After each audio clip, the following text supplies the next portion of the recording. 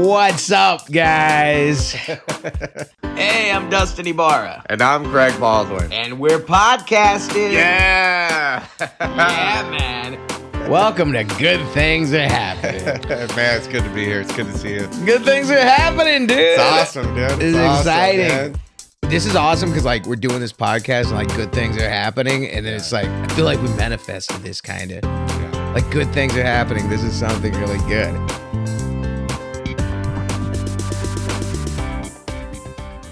Oh man, dude, good things are happening, bro. You got a phone call today. Yeah, dude. I'm pretty stoked. Okay, I got, as you know, I've been trying to get on this particular show, and I thought it was gonna happen last year, but it's happening next week. What happened? I got a call. I'm gonna be on the Tonight Show. Oh, Yeah. dude, Yeah, this is pretty that's cool, crazy, bro. man. I'm stoked, man. I'm stoked. That's so crazy. This is awesome because, like, we're doing this podcast and, like, good things are happening, and then it's like, I feel like we manifested this kind of. Yeah. Like, good things are happening. This is something really good. I hope. Yeah, We'll see yeah, what yeah. happens. I could No, go on no, there and no. completely bomb. You're Which not gonna bomb. I hope You're not. not gonna bomb. I don't think it's gonna be hard to bomb in an atmosphere like that because they're gonna Yeah. be primed and ready. And this is a set that I've been going over like a long time, you know. So I think it's gonna be all right. Yeah, you're not doing new material. You're doing stuff that's tried and true. No, I'm gonna try some brand new jokes. That's my incredible. plan, You yeah. know, I read in Sebastian Maniscalco's book. Yeah. He talks about his Tonight Show appearance, and what he did is he went to New York and he was doing this appearance and this appearance, and he had all his family there, and he didn't spend enough time really concentrating and working on the material and focus. He's like, I've done this a million times. I'm ready. I heard that too because You know? I'm not having any family coming out. I think Christy's gonna come out. Yeah. My manager's gonna be there. But it's like I just want to be focused, you know. But you're super detail oriented. You know, you always do the work. You're going to be great, dude. Thanks, man. This is how exciting, dude. It's exciting, bro. You think about it like the history of the Tonight Show. It's like, Oh yeah, man. you know, when crazy animal tricks. You know, I'm gonna be up there with that dude. Yeah. The crazy cooking. You Yeah. know. it's incredible. No, I mean, but you know, Johnny Carson would call you over to the chair. I don't. and Does he stuff. call people to the couch, Jimmy? No, I don't not think he anymore. does. I know. What if I just walked over there and be like, "Hey, this is crazy. How about that set, Jimmy? That was awesome, right?" Yeah. That's exciting, man. It's all the work, you know. How many years you been doing comedy now? A long time, like 20 years. like I've been 20 doing it for like years, yeah. 20 years now. Yeah.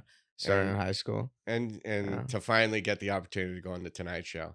Oh, dude, yeah, I'm stoked. This has got to be it'll help you step up your career. You know, you'll level up a little bit. I think. Yeah, I'm stoked about that. Wow. Boy, in your show, you got a call for Netflix is a joke for your SNL show. Yeah, right? so I produced a show. It's called SNL Alums Oh. and we started it's at the Hollywood Improv. But I got a call yesterday from there's a new nightclub, new comedy club opening up, and Yeah, I heard about that. That's Katie Carr.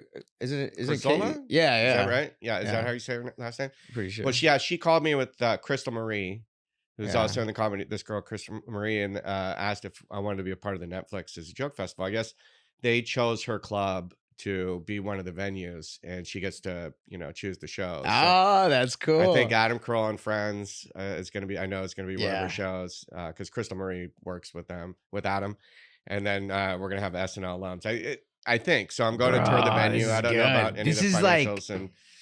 Everything's happening right now, dude. This Good is things are like happening, good man. things. Yeah, I should have said that. Good things are happening.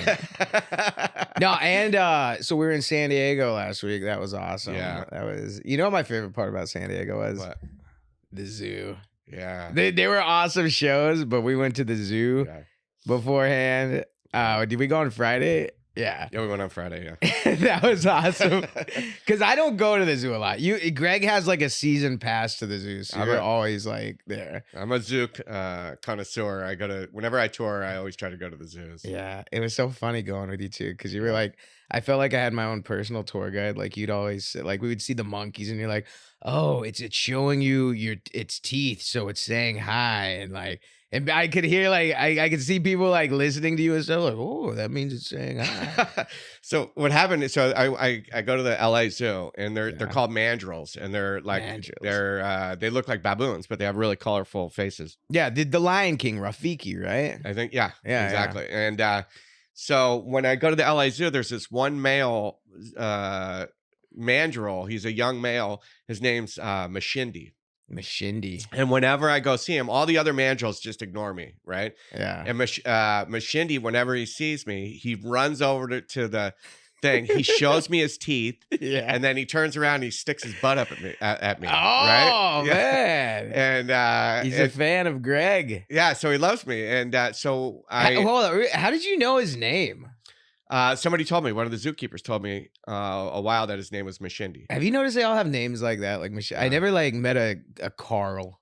You know what I'm saying? A Carl or like a Mark. Oh, that's Mark. You know, it's like Mashindi or like. I think they're like. Is that like African? That's what I was gonna say. Okay. I think they're like African heritage names kind of thing. But So Mashindi comes and he shows me his teeth and he sticks his butt up at me, and I knew it wasn't like an aggressive like behavior. So one day the zookeeper was there, and she was cleaning the other side of the cage or the establishment or whatever where they stay. And she saw Mashindi come over, show his teeth, stick his butt up at me. And then she's like, oh my God. She goes, you have a relationship with Mashindi. Uh-oh. And I said, yeah, every time he shows me his teeth, he sticks his butt up at me. And she goes, well, she explained it to me. When they show you your teeth, that's like a greeting, like hi. And then when they stick their butt up at you, that's like saying, hey, we're good. Okay. Right. What does it mean when they poo into their hand and throw it at you? Is that like kind of like is that a hey, what's up, or is that like an aggressive thing? That happens to you often? No. Well, not with monkeys, but around here in Hollywood, there's some aggressive transients. Yeah, homeless guy threw a poo at you. Yeah. That's not a good sign, I don't think. But I love this zoo, man. And then because we were there, then we we went to the monkey exhibit. Yeah. And then we saw the mandrill there. Yeah. And I was more into like watching you watch the monkey. Yeah. Because you were so into it. And then I remember it did its teeth thing. Yeah. It did that to you. It didn't show its butt, I don't think. To you. I don't know. Yeah, this he showed one, me I his think, teeth. Yeah, he showed you the teeth, but the butt was like, I don't think he knew you that well. He only does that for like regular visitors. Yeah. And stuff. No, but it was crazy because I was just telling you and Christy the story, and then he showed me his teeth. Yeah. And I don't know, man. I have a weird thing with animals, man. I have a good connection. You love animals. I have a good connection with animals. There was like, I think it's because it's winter. Some of the animals are hibernating, so the zoo wasn't as jumping as it normally is. Yeah. Which I thought that was uncool. Like I feel like a zoo should have discounted prices. Like if you're not gonna see, that's like if you go to Disneyland and it's like, oh, there's no Magic Mountain today. Yeah. There's no like, it's like, come on. You didn't tell me this ahead of time, you know? Rides closed. All the rides are closed. Yeah. Or you go to a strip club and it's like your favorite dancer took off. It's like, I shouldn't have to pay a cover. This is the third string, you know? Yeah. But we did see some really cool animals. Yeah, that was really cool, man. The whole weekend was great, man. The shows were great. We performed at, you headlined, I opened for you at the American Comedy Club. Yeah. American Comedy Company. You know what's cool? Just back to the zoos. I was in We Bought a Zoo, you know? That's right. Not to brag, but I played a zookeeper. Yeah. And that was cool. Because I wish I would have hung out with the animals more, because there was like some crazy animals on set. But they were all like really tired Hollywood animals, you know? They probably had Were they all trained? They were all trained. I think they were trained. Remember there was this bear there, and the bear reminded me of like an old Hollywood actor, you know? Like he's like, I've been through this, you know? He just wanted to get out of there, you know? Like one of those times. Probably had a coke problem. He's smoking a cigarette? Yeah. All right, let's shoot this scene. Let's get another take. Nah, I don't want another take, actually. That's the one. That's the one that we're going to keep, Cameron. You, where was it? Where'd you film that at? We Bought a Zoo was with Matt Damon. Yeah. And that wasn't they set up the zoo like at this like ranch, you know, it wasn't an already prepared zoo, like they made it and everything. Okay. But yeah, I've always liked zoos, man. I've always liked a good field trip to the zoo as a kid, you know? Well, you know, the thing that jumps to mind, you did scenes with Matt Damon? Yeah. How was that? It's great, man. He's a good dude. Yeah, he showed me his teeth and then showed me his. he stuck his butt out, and I was like, "Oh, this guy's submissive. Nice, you know." It's very cool. He likes you, huh? Yeah, he was like my manjo. And then he grabbed some poop and threw it at you. Well, that was Scarlett Johansson. She's a handful, you know. Oh, she was in the movie too? Yeah. Was she cool too? Everyone was cool, bro. It was awesome. That's incredible, man. Dude, yeah, man. So that's his good things are happening, man. Yeah. And so in this podcast, we're kind of like, you know, it's 2024. This is an election year, and just the world is kind of like it's a little crazy right now, right? Yeah, yeah. A little nutty. So there's a lot of podcasts that like focus on like the bad stuff, I guess, that's happening. And then here we're just all about like positivity and like trying to get these good stories out there, you know, because there's a lot of good things that are happening, but it's like you're not going to see those a lot, you know. Yeah. So look, there's some good news stories. You got. Let's speaking of animals. There's you have a news story about. I got one right here. Let me pull up my documents. Okay. Do you like dogs, Greg? I love dogs. Yeah, that's not what I heard. No, I'm just kidding. There's this dog that he was digging in the backyard. He wouldn't stop digging. The owners were like, "What's going on here?" Mm-hmm. He found a dangerous gas leak in their backyard. The dog just knew. You know how like dogs have that sixth sense sometimes? Yeah. This dog, there was this disastrous gas leak was detected underground by the dog's name was Kobe. He's a 4-year-old husky. And the family had just moved to this place. And the owner noticed the dog was digging in the same spot in the yard for an hour. Yeah. Which I'd be like, yeah, it's a dog, whatever. You know, wouldn't think for a bone or something. Yeah, looking for a bone, you know?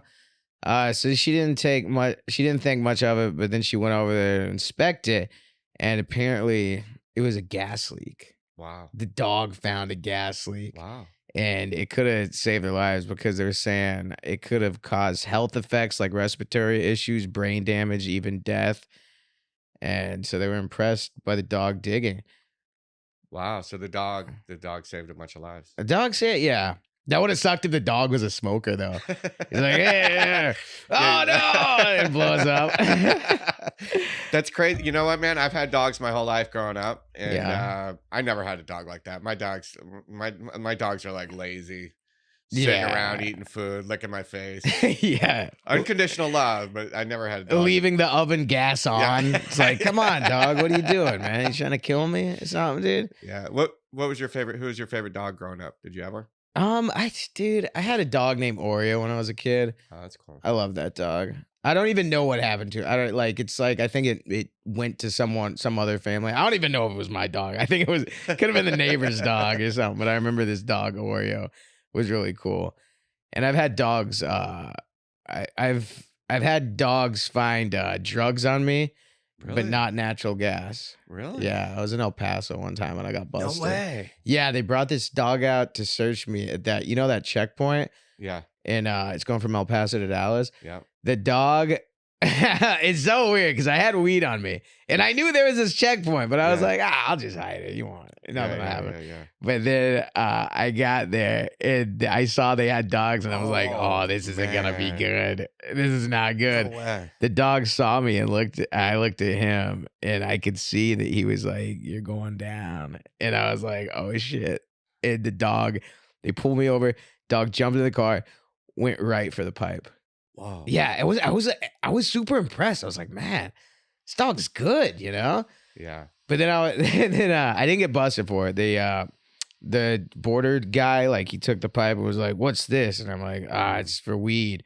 And then he's like, get out of here. And he smashed it on the ground. Wow, he let you go. Yeah.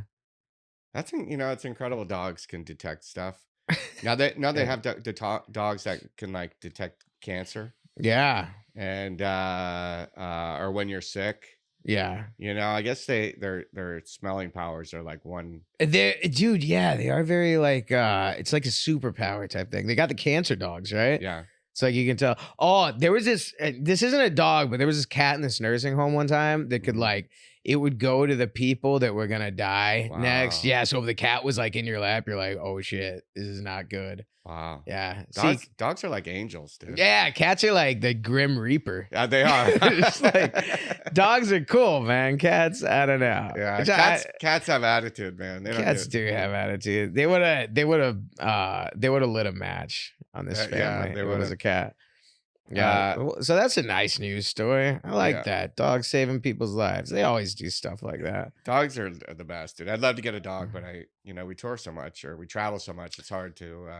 Bro, yeah, I can't have a dog. I can't even. Dude, my robot vacuum is about to I'm gonna have to give it up because it's like choking all the time and it's never charged. And I'm like, I can't even take care of this thing. How am I gonna take care of a dog, dude, or a baby? You know? Yeah. I tried to get a plant and see if I could take care of that. Yeah. I killed it. Oh no! Yeah. It's a bonsai tree, dude. I think you got to water it like once a month. Oh, I thought you killed it, like it irritated you and you choked it. No, something. I just killed bad it. Abuse, plant abuse. I'll get a dog when I settle down and I have more stability, or if I have a partner that stays home. Yeah. All right, I got a new story. That stays home. So there's a Burger King employee. He went 27 years without missing a single day of work. God, whenever I hear those stories, I'm like, dude, call in, bro. Yeah. That's always like that kid in school who's like, he didn't miss a single day of school. It's like, dude, what are you doing? They're gonna give you some like little certificate or something. Yeah, you're gonna go to college because you didn't. Well, I don't know. Maybe colleges look at that. So I was working at radio station called my favorite radio station growing up. It was called KOME, and I didn't miss a day for my first year. Oh, are you serious? Yeah, and the manager, no sick, no personal, no vacation, no nothing. Yeah. And the manager, my boss called me in the office and he says, you haven't missed a single day. Mm-hmm. And I'm like, yeah. And he's like, do you think I'm impressed? And I'm like, no. And he's like, listen, man. He goes, you have to take your vacation days. You're gonna burn out. Really? He goes, I want you to come in next week and tell me where you're going on vacation. And so I went in and I don't know, I forget where I went, but I think it's important. But this guy didn't miss 27 years of work, a single day, not a single day. So Burger King decided to reward him for 27 years without missing a day. And here's what they got him. They got him a gift bag. And in the bag included a movie ticket, a Starbucks cup, a bag of Reese's Pieces, 2 packs of Lifesavers. Oh my God, so generous. Yeah, 2 pens, a lanyard. Like a Burger King lanyard? Like a Burger King lanyard, I guess. Wow. And 2 keychains after 27 years without missing a day. That was what they give him.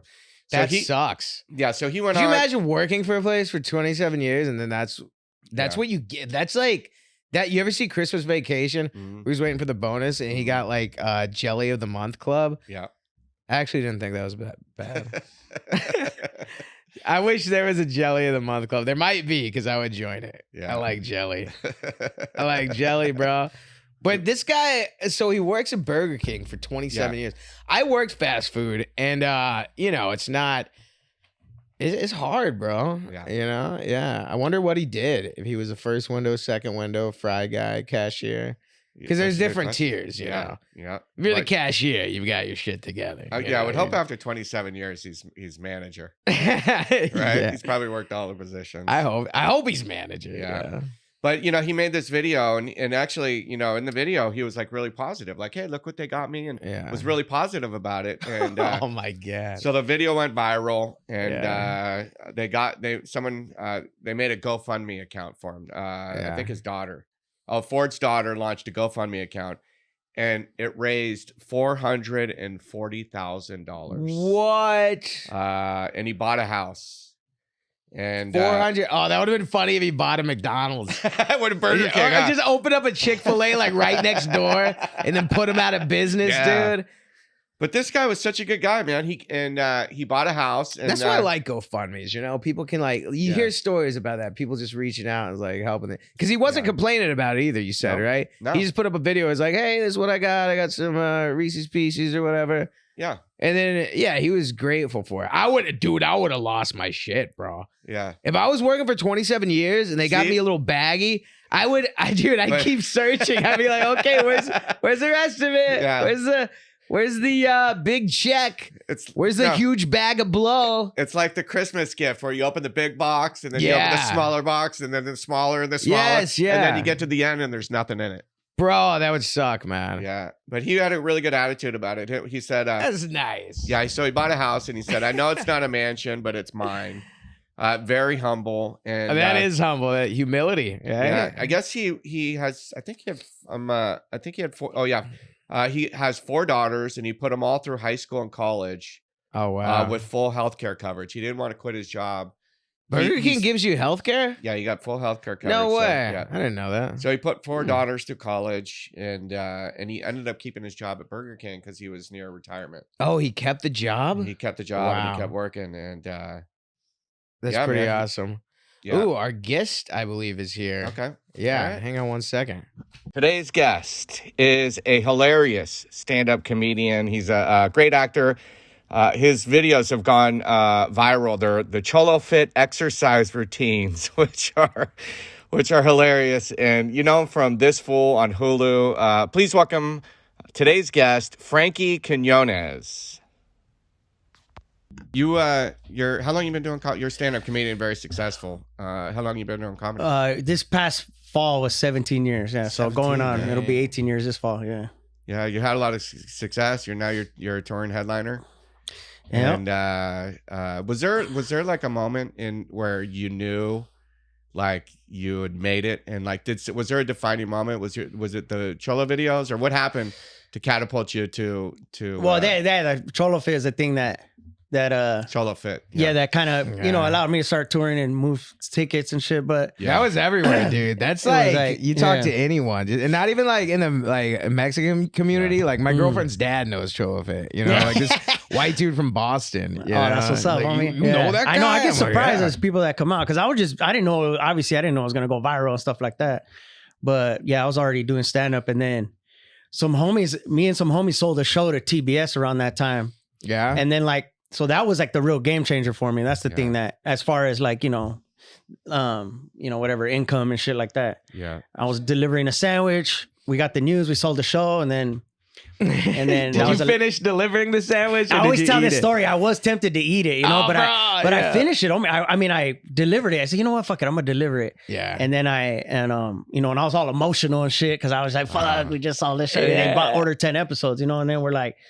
And I remember it's his UCLA kid in the dorms and fucking, and I'm like, I'm in my mid-30s delivering this fucking sandwich. This fucking white kid is open the door. He's like, what's up? I'm like, yo, man. And I was like so pumped that I told him. You told him, yeah. I was like, homie, you're my last delivery. Yeah. Me and some homies just sold a show to TBS, and he was just like, cool. Like he obviously didn't, I don't think he believed me though. He's just like, oh, cool, man. I give him my sandwich. I did the same thing. I was waiting tables when I was in college. When I got my college degree, I remember waiting. I'll never forget. I waited my last table, and I told him, I said, this is the last table I will ever wait in my life. And, wow. Yeah, it was. Yeah, it was nice. Where was that restaurant at? What was that? Applebee's. It was Applebee's. Give me another $1 margarita, kid. I don't care. No, I think it was the Olive Garden. Oh, okay. Word. Dude. Yeah. I want to left with some breadsticks. Yeah, breadsticks and all you can eat salad, dude. I had a couple homies in college that worked at the Olive Garden. They would hook it up. Yeah. Oh, dude, friends that work at like places like that are the best, man. Yeah. That's the hookup. Get home, there's a bunch of like boneless wings and stuff. Like, dude, this is like, never quit your job. Yeah. They start saying things like, man, I'm gonna quit this job, go to college. It's like, no, don't, dude. I love it when you hook it up, bro. How did that feel like, man, when you started getting successful and and you were financially supporting yourself through doing comedy? Yeah, it was good, man. It was crazy because I remember I was like, I was like scraping by. I was sleeping on my homie's couch for a little while, for like almost 2 years. Yeah, paying him $200 a month rent. And I was like, there's definitely big times of discouragement. You know what I'm saying? But then after we sold that show, like a month and a half after that, CHOLOFIT went viral. Wow. And then so it kind of just kept snowballing from there, But then it was just like. But then it's just like, then you see how much work it really is and all that, like the 15-hour days and stuff like that when we made the show. And it was like, but then you're getting these checks, and I was like, oh Yeah, shit, yeah. like it was crazy. You But know, it's crazy, dude, because I know like it's weird because I've been on some shows and whatever, like you get that first one, you're like starting to make money. You're like, man, this is the best job ever. Yeah. But it's still like a job where like Yeah, sometimes you'll be homie. like, man, when are we getting out of here? It's Yeah, like, dude, yeah, you're yeah. delivering And then when you get like the sandwiches, 5 a.m. call times and all that shit, you're like, bro. fuck, It's like, man, this is work. Yeah. And but it's all good. fun. Yeah, it's the best. I wouldn't want to It's- have another job. It's just, No, but it's I work. can't Work is now. work, homie. Yeah. Yeah. I can't relate to you guys because I'm still on the grind, man. Oh, you man. good, homie. But- I know. No, but people don't understand what it takes to be a stand-up comedian, man. Oh, And, yeah, you know, yeah. I mean, you make a lot of sacrifices. You sacrifice Oh yeah. financial stability, medical insurance, Yeah. mental health, stability, relationships. Mental health, sometimes, yeah. you know. Oh yeah, relationship, dude. That's a classic one. I remember the first time I got put on a plane to go do comedy. I was like, "Fuck, homie, I'm so excited!" You know. Yeah. Now it's like, "Fuck, I gotta go back to the airport already." Homie. You know, but you're great. You're grateful. It's just like, but yeah, like I remember dating. You know, Yeah. and girls be hyped on it, like, "Oh, a comedian. Everybody loves the funny guy." Fuck, Yeah, you know, and then yeah. then they see what the grind is. Yeah. Like, all right, it's Thursday. I gotta fly out. See you later. And they're like, "But wait, you know, Yeah. it's the weekend. Like, when's our time?" Yeah. I've had two This is it, relationships homie. that probably were The comedy road, Yeah, and you know, and it's like my whole life in existence is my craft and in comedy, and so I probably spend not as much attention towards my relationship as that I need to, you know. When they start feeling they got to compete for that spot, Yeah, that's when it becomes a problem, you know, because it's Yeah. like, especially when you're, it's a grind, man. Being Yeah, because you're just trying to you're like trying to chase his dream, make shit happen, and you got to create your own work and everything. It's like, Yeah, but I also feel like there's like, because I've been one of those dudes. I've been doing stand up since high school, and I was very like, this is all I'm gonna do. I'm just gonna focus on making it, you know, quote, making it. But like, then it's like I want to do other things too, you know, like I want to have a wife and kids and that stuff, and like, so it's like one of those things. Like the older I get, I'm kind of like, oh, I need to do both, you know. I don't want to be like some dude that's like, you know, in my like 60s or something. It's like, oh man, I want to have kids, you know. I was too focused on like this whole entertainment thing, you know. I wonder if like you guys will both have, you know, pretty good levels of success. You've leveled up and you're doing really good. I wonder if you can get to a point, because you said you're in a relationship where you can have that financial stability. You travel on weekends, but you have the whole week to spend with your family, you know? yeah, but then, you know, when you start getting busy, when you start, you know, the TV work is a whole nother thing too. It's like, you know, you get back on Monday and you got work to do, homie. You got meetings or you got script deadlines and shit. And so that's when it really started getting overwhelming. Yeah. Because you really have to like, you know, at first, because you're just so grateful to get any kind of work, and you're like, oh, Yeah. fuck. But then you got to step back and take care of you, you know, because Yeah. shit starts getting crazy. Because you take every offer, you take whatever, then you really have to start being like, no, I'm not available these days. That's what it is, and you know, you got to work around it, navigate your way around it, and shit. How do you deal with that? Like just that word, just being overwhelmed. Because I get overwhelmed easy, man. Yeah, You know what I'm shit. saying? If I get like 3 people call me within like 30 minutes, I'm like, oh my god, Yeah. what do I do? You're I gotta call my Me mom too, back. I homie. gotta do this. Oh, I'm man. terrible at communication too because of that. My anxiety, like I don't have my notifications on for like DMs or none of that shit. I check my email maybe twice a day, and like, you know what I mean? It's like sometimes people that's something I gotta work on. Because I've missed a lot of opportunities just not being a good communicator. Like people will email me and I'll miss the email, or I'll get a text and be like, but I'll be busy doing something, and I'll look at it and be like, okay, cool, I'm gonna get back to that person right now, and I just forget. Yeah. And the text messages pile up, and then you're just like, you know, I gotta get fucking better at like, oh, okay. And then as you get busier, you might need an assistant. Yeah. I know that time's coming, but And that's where Greg comes in. Yeah. Did you hear me? I just threw out my resume right there, man. Whoa, yeah. Get him some more he even did a sparkling little water. he did a little smile. He's like, when time comes, you need an assistant. He's like, he did a little pose. Like, Whoa, yeah. I do it all, man. Yeah. Whoa, dude. Oh, yeah. Whatever you need, man, I'll do it. You can take him to the zoo and stuff. Yeah. Hey, I'll show you my teeth and stick my butt up towards you. That's what we're talking about. That's what there's this mandrill. This, you know, those monkeys with the painted faces. Oh yeah. Greg yeah. goes to the zoo all the time, and there's this one that he has a relationship with. Oh hell yeah! You're like, And every time he sees him, yeah. he's like, ah. Yeah. He shows me his teeth. He sticks his ass up at me. You know, He's like, come get it, homie. Come on. come get this shit, man.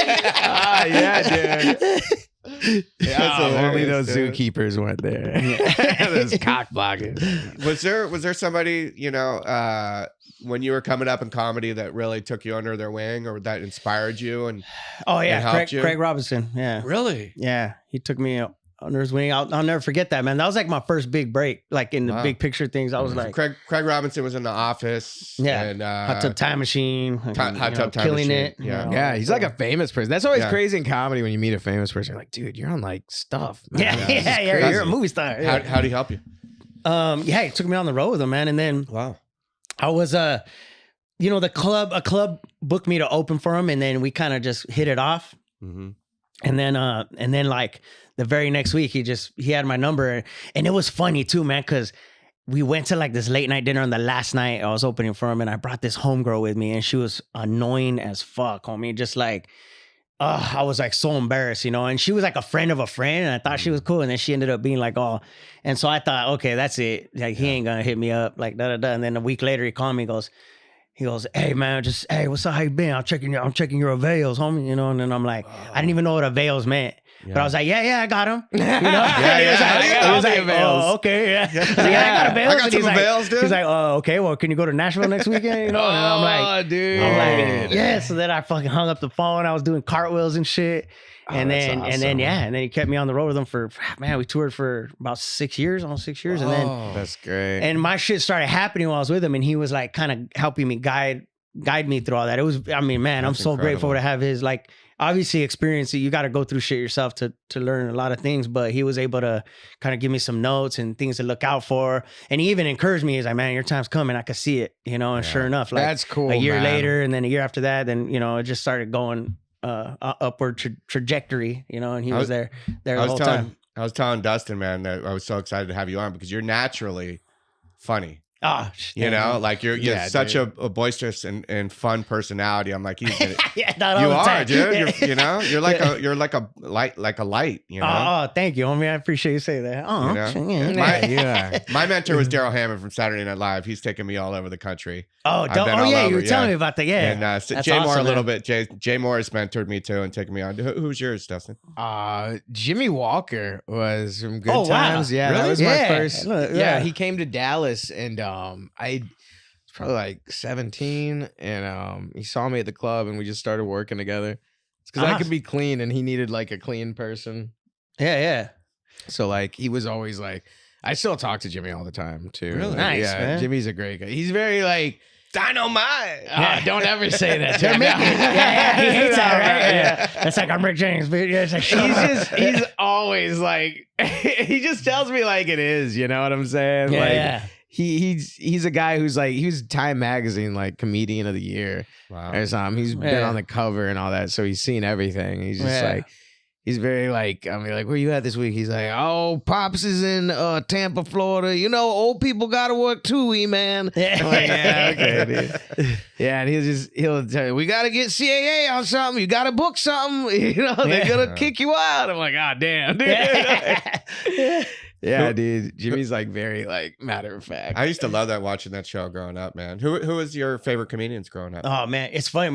We used to watch Good Times all the time too. They're remaking it, right? Isn't it JB Smoove? They are, dude. Is it? Yeah. Is it Jay Farrow? I think he's gonna be on there. I think he's playing Jimmy's part. Is he? I know that he did it because remember on Kimmel they did the remake of the Norman Lear shows. Oh right. He was on there. Yeah. Okay, cool. Jay Farrow was on SNL. I did a show with him. I produced the SNL alum show, and Jay Farrow did a spot. Oh, dope. Yeah, he won't text me back anymore, but he did one spot. But he did that one time. Yeah, that was a good feeling, though. You have his number in your phone, though, so that's pretty nice. I have him on my phone. He won't return my text. I'm like, what happened, dude? Start getting more aggressive with it. You know, I got your number, man. I can find out where you live. Yeah, it's like the movie where Jon Favreau, like, what was that? Swingers. Where he calls the girl and he's like, hey, you know, I got your number tonight, blah, blah, blah. And then he calls back like 10 minutes later. Hey, you know, he didn't call me back. And then he spirals out. And he's like, you know what? Just lose my number. And he spirals out. That's what's going to happen with me and Jay Farrow. That's funny, dude.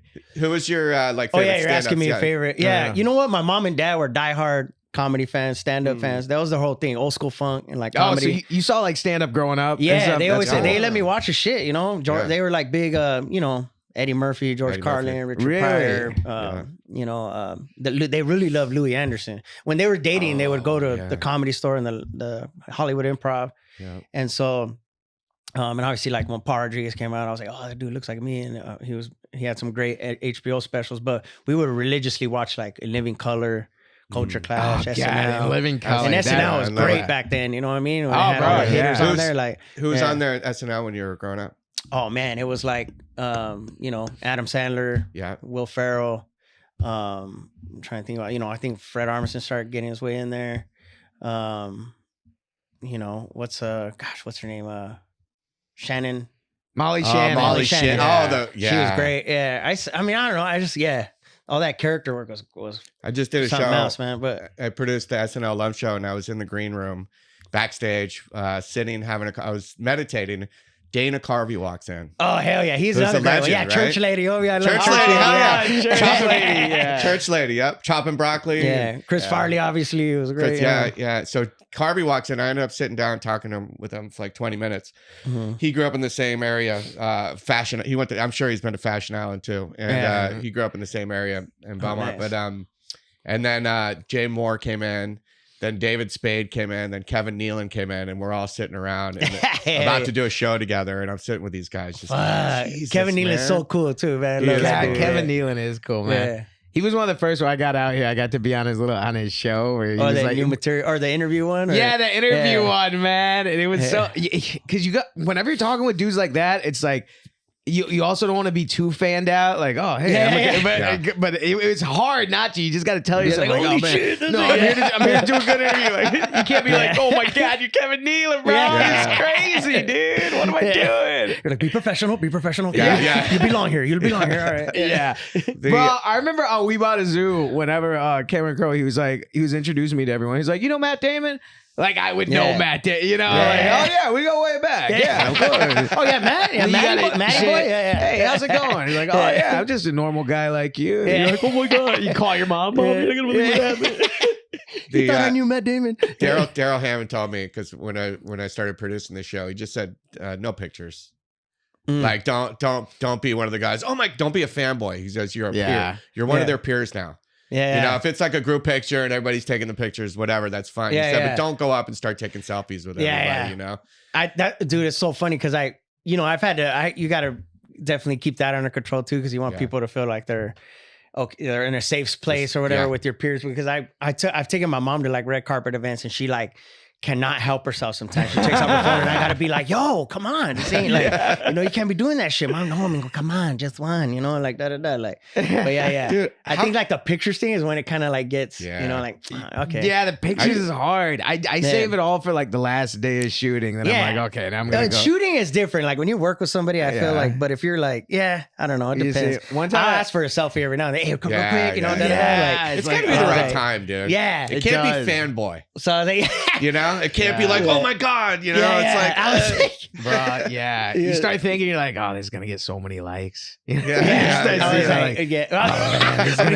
gonna be like, oh, I just did this Walking Dead thing with his name, Andrew Lincoln, and then his homie, and I waited till the end of it.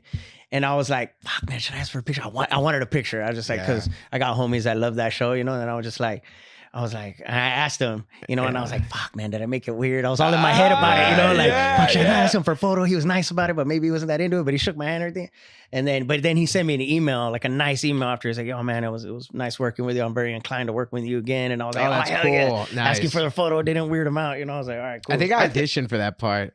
Oh, really? Yeah, I'm pretty sure it was a prison dude or something, like. God, yeah, he has like a family. He's like his best friend. Like, he kind of helps him. Yeah. I remember. I went full Mexican on that. Oh, you did? Yeah, I was like, wait, it wasn't a Mexican part though, right? Oh, then it was something else. It's something else. Okay, because I auditioned for this like hardcore like Mexican. No. This dude is like has a family, like a wife and kids and shit. And okay. He's like not in prison. Oh, You pulled my out guy that- was in. Damn, I wonder who got that point then. Yeah. You pulled out taco truck Mexican Oh, dude, yeah. Yeah. instead of Taco Bell. Dude, my agent will send me on because my last name, like sometimes they'll just send me in for like, gangbanger number 3. Yeah. I'm like, oh. They're like, who's this Jack Black ass Yeah, nigga? I'm like, who is this guy? Hey, Gangbanger number homie. 3, dog. Dude, I still feel because I am Mexican, but I was, my dad left when I was a kid, so I don't have that whole like, Yeah. I don't have the influence. So whenever I even do like a Mexican accent or something, one of my jokes, I'm like, oh, that sounds kind of racist, you know? Yeah. You know? That's always a weird thing when they ask for an accent. I'm like, fuck, man. I wanna do this shit. yeah. Let's take a minute to support our advertisers. If you hear the products being advertised, oh wait, Oh yeah, we don't have any. oh man. But if you'd like to be a sponsor, go to our website, goodthingspod.com, drop us an email, and we'd love to advertise what you're making. If you hear the advertisements, support who advertises us. That's the way we stay afloat. Was there, now you mentioned your parents were big stand-up fans. Yeah. Was there a moment that you were really proud where you had your parents come out and see you at a show? Or? Yeah, man. There's a few like markers or whatever in the Yeah. career where it was,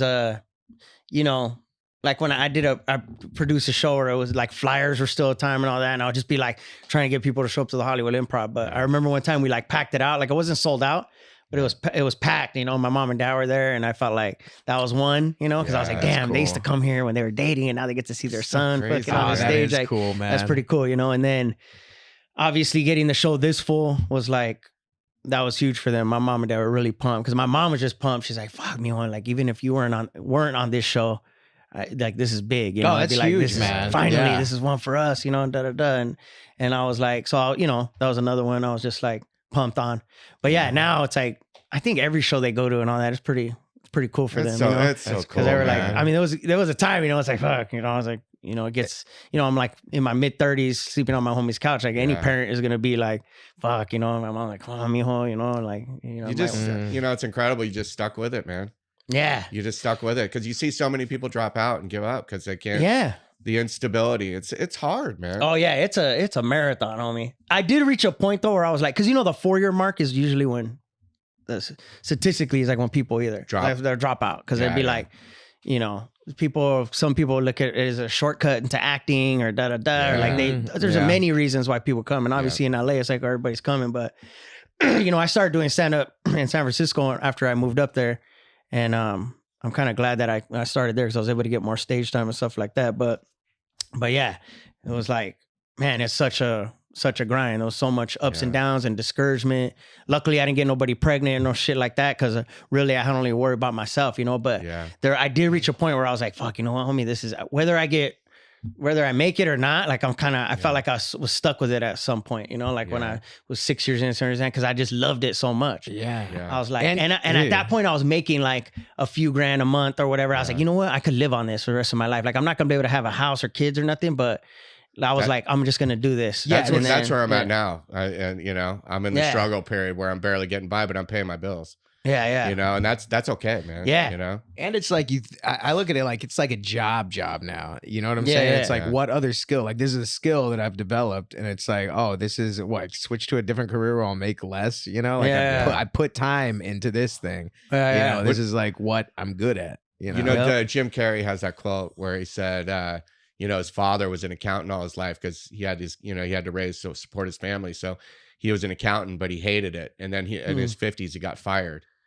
And so why, he said, if my dad can work a job his whole life that he hated and get fired, why not pursue something that you love? Yeah.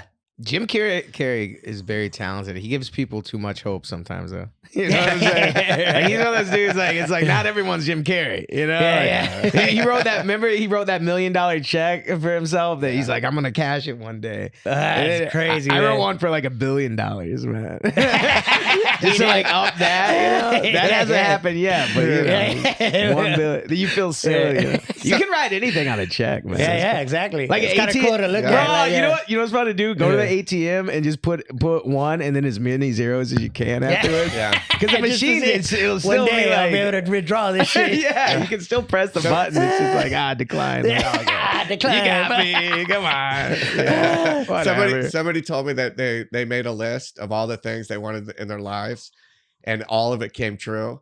So I made my list. It was Academy Award, fucking multi-millionaire, like all the ridiculous things that are probably unattainable. But oh man, so far none of them have come true. Damn. You know what happens though, man? It's like you don't know what's gonna come true for you. You know, the last thing I would ever know is that I would ever imagine is I'd be working with guys from SNL. Yeah. You know, and I'm sure, you know, and you with Craig Robinson and you with JJ Walker and then Pablo Francisco, right? That was a big influence Pablo on took you. me out a lot, yeah. You know, so it's incredible where life takes us. You know, I think you know, I don't know. I'm a firm believer, and this is why we have this podcast. Is we want to spread positivity and make the world a better place through positive stories. Yeah, you know, and somebody that that have pursued your career and your craft and overcome all these obstacles and stuck with it, and now it's achieving success is amazing. You know, have you been able to use the gifts like what Craig Robinson has done for you? Have you been able to do it for people that fall behind you? Yeah. I've been able to help definitely some people out, and it's a cool opportunity. Yeah. I wish I could do it for so many more people, but yeah, it's been cool. I was auditioning. That was a question. I'm joking, dude. What are you doing to help?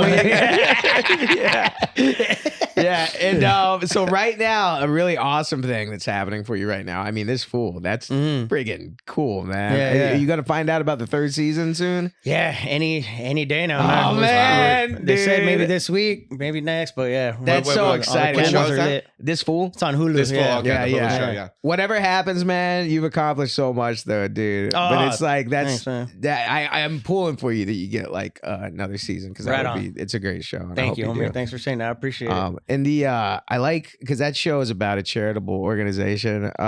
What's it called? Hugs Not Thugs. Yeah. I love that. The first season is, That's so funny, dude. Hugs Not Thugs, man. Because it reminds me of they have like organizations. Homeboy Industries. Homeboy Industries, dude. Yeah, Homeboy Industries. They do baking there. I had a friend who was, when I first moved out to LA, I lived in Pacoima, like with the hood. Really? Bro, yeah, the hood of Pacoima. Yeah. I got a bunch of family right there off Osborne and Pacoima. Yeah. Bro, Osborne, that's right where I was at. I was off of Osborne and right by that Arco over there in the Target, Yeah. There's a big old Target. Yeah, they got a Leo's Tacos truck in that parking lot. Yeah, man. But I had the dude that I lived with. He was like a reformed gang member, and it's crazy because I think about how people are like. Sometimes people are like anti. Like I kind of like atheist a little bit, like God, what is all this crap? And then it's like, oh yeah, this dude needed Jesus. I'm glad. I'm glad that that's out there.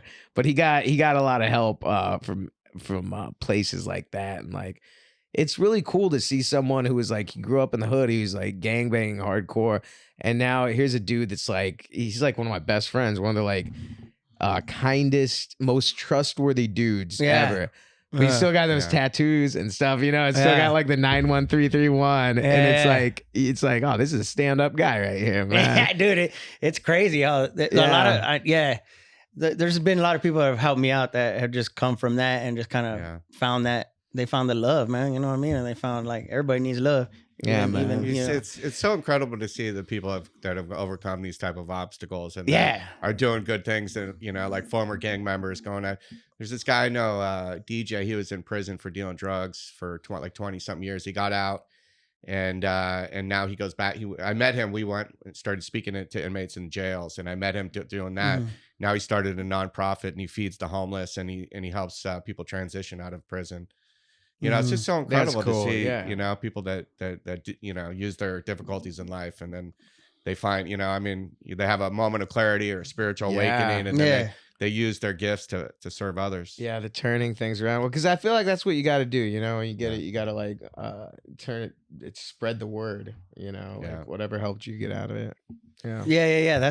like you mentioned the religion or being an atheist or whatever. I'm like, whatever helps you become the person you're happy with, and you go do that, homie. I'm not judging or being like, oh, you're someone to Jesus Christ, like whatever's helping you get whatever works, in your man. good place. Yeah, whatever works. I heard this recently. If you have a destination, there's a lot of different ways to get there. You could take a train, you could take a car, you could take a bus, you could ride, you could jog, take a bicycle. There's a lot of different ways to the same destination.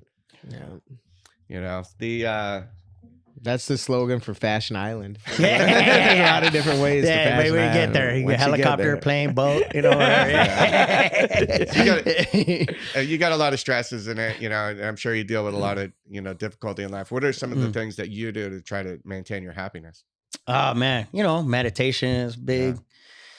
That's the thing you constantly have to maintain, because I'll keep up with it. I'm like, all right, 10 minutes a day. And then all of a sudden I'm doing like 2 minutes in the morning, or not even that. Just real quick. Oh, thank you, universe. Okay, thank you. That's me at night saying my little prayers. And then then you start slipping. You notice it. You start slipping a little bit.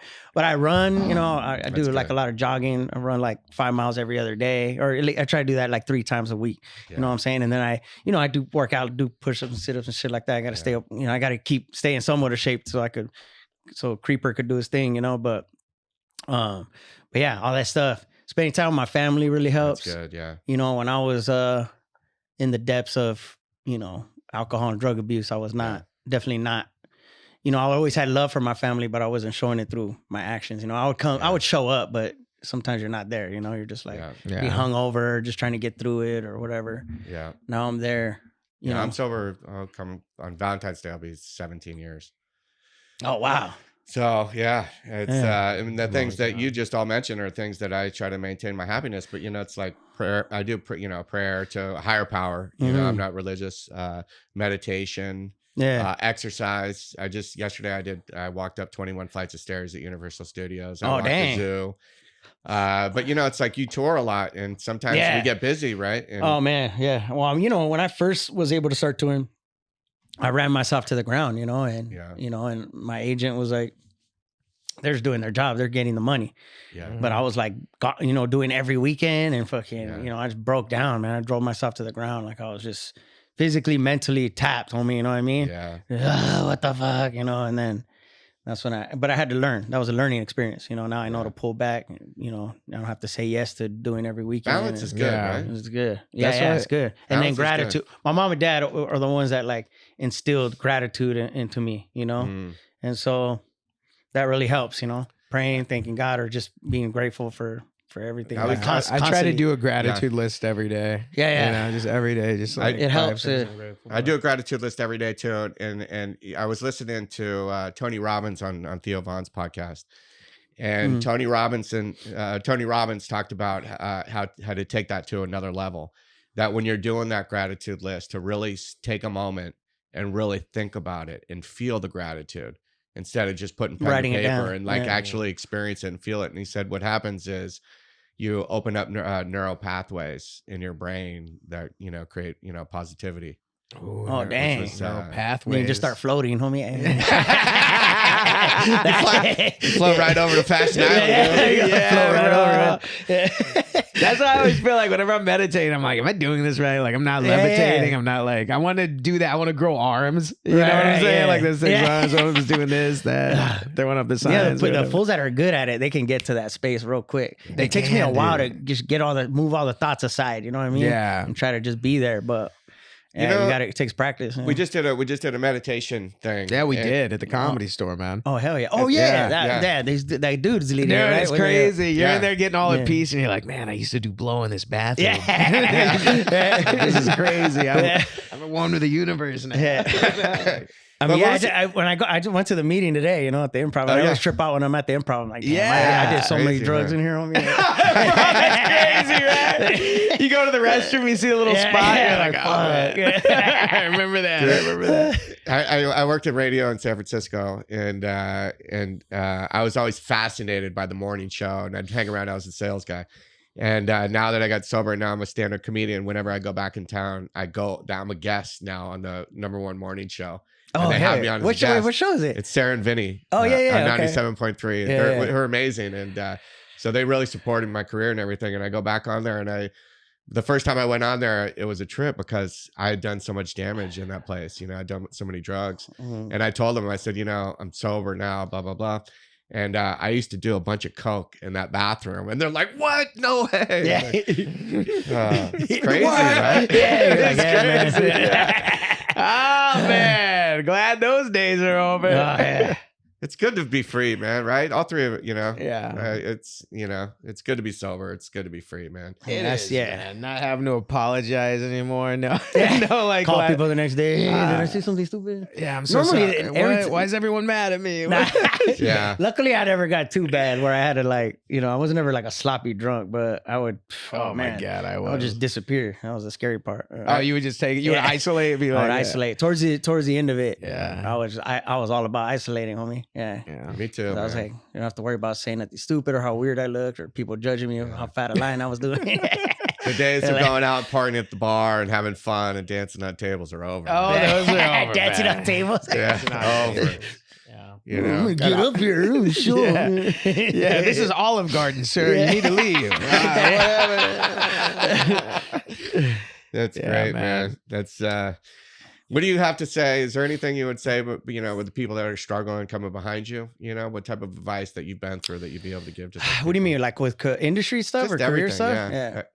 Yeah. I don't know, man. It's just, it's easier said than done, you know? Yeah. I think it takes a taste of those rock bottoms, unfortunately, you know what I mean? Yeah. Because I always knew like the right thing to do, you know what I mean? But if like your heart ain't in it, I'm just like, you know, but obviously like being good to yourself is the number one. Yeah. The thing I struggle with for, you know, for over 30 years, I was talking to myself crazy every day. Yeah. The self-hate is crazy. Yeah. Wake up in the morning, you look at yourself in the mirror, you're a piece of shit. All right. Yeah. Well, Yeah. I know that's how I feel about myself, but I'm gonna try to make the best of it. You know, and then that's how I was living every day until I learned to. So I got to a point where I processed my childhood trauma, work Yeah. shit out. I did shit about it finally, you know, Yeah. like Yeah. all the shit that was out of reach when I was a youngster, you know, all those resources became available to me and then I wanted it. And so I did it.